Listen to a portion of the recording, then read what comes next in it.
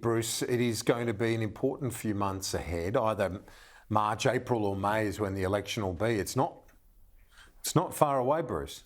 It's not. And I think the last week of the sittings is going to be interesting. We've seen the Greens and the Dutton opposition get involved in what I think is a bit of an unholy alliance to try to block and effectively block important cost of living measures that the government's trying to put through, particularly housing, and also to some extent the plans around reducing the number of visas for overseas students. So I think the opposition has actually given Labor an opportunity to focus on cost of living issues and say, well, they talk a big game, but when the rubber hits the ground, they sit down with the Greens and decide that they're going to block legislation which would allow people to borrow money more easily to buy homes, to get more rental assistance, and to reduce the number of students coming in from overseas so that more housing's available for people who need to rent. I think they're all very powerful messages for the government, and I don't really understand why the opposition has seen fit to go down this path. When you say it's a powerful message, Bruce,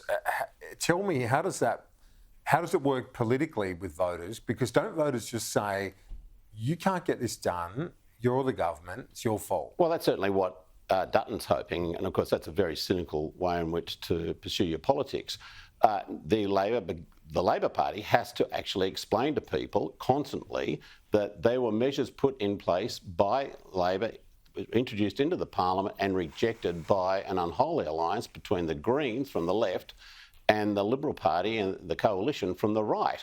They've got to keep repeating and repeating and repeating. That's the message of politics. Keep talking about it until it actually gets in. Stay on message and make sure it's all about cost of living, because when you start getting diverted into other issues, you're not talking about issues that people are concerned about. And that's the important thing for the government.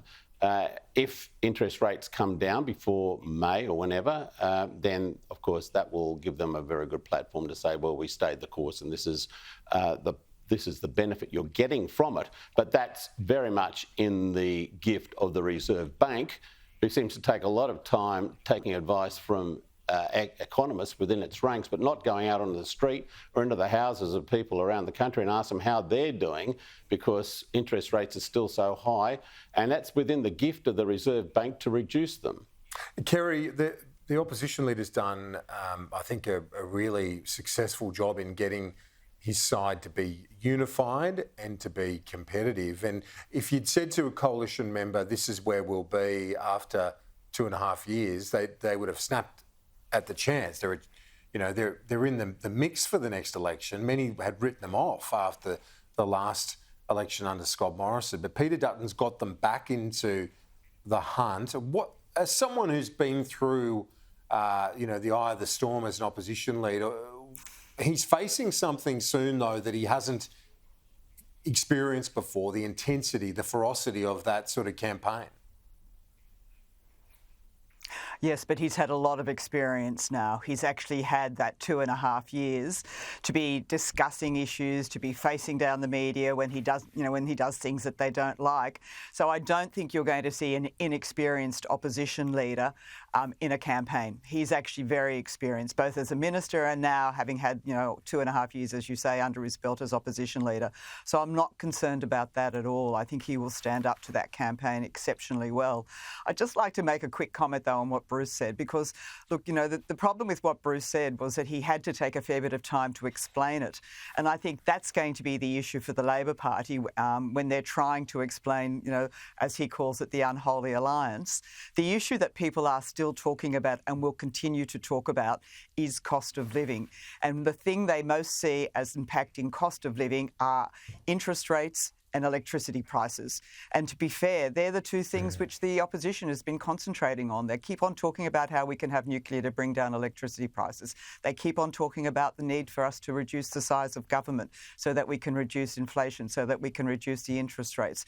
Absolutely accept Bruce's point that it's the RBA that makes those decisions, but at the end of the day, it's the government that wears the opprobrium for not being able to get it done, for not putting in place the things which the RBA thinks are important in order for them to start to reduce interest rates. Yeah, that's going to be the challenge. Bruce, only got about 30 seconds left. Well, it's very easy to explain. We, as a Labor government, introduced legislation to make it easier for you, the people, to get housing loans, to get benefits from the and rent in the rental market, and to reduce the number of people coming into the country. They were all rejected by the opposition and the Greens working together. You can say it in one sentence, and it's a pretty compelling argument, and they've just got to keep doing it time and again. They've got to keep doing it time and again. But Bruce, the problem is people can't afford a housing loan. So it's all well and good to say that we're, doing things. They can't actually get into the market for a housing loan. They're talking about rental. If you talk about rents, there's not the properties to rent. So I think it's all those things which actually make it more difficult for the government.